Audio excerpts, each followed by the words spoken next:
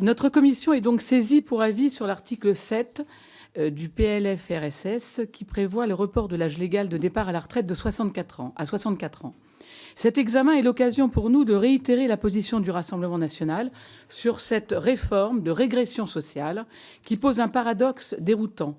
Alors que l'objectif de cette réforme est de combler un hypothétique déficit de 13 milliards d'euros, nos armées vont pouvoir bénéficier, et à raison, de 400 milliards d'euros bienvenus pour leur remontée en puissance.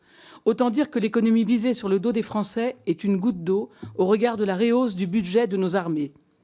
C'est la raison pour laquelle nous nous opposerons à l'adoption de cet article, tout en défendant la retraite des conjoints de militaires, qui le méritent bien, car ils subissent les affres de mutations régulières et constituent une forteresse morale pour nos soldats, marins et aviateurs.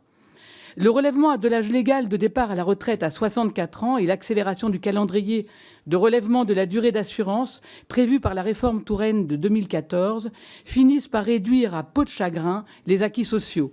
Après 30 ans de réformes successives, ni l'économie ni les comptes publics ne sont redressés.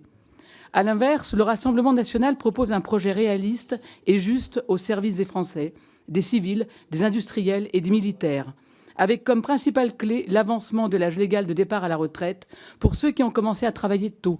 60 ans pour les Français ayant commencé à travailler entre 17 et 20 ans, entre 60 et 62 ans pour ceux qui ont commencé à travailler entre 20 et 21, et à 62 ans pour ceux ayant commencé à travailler après 21 ans.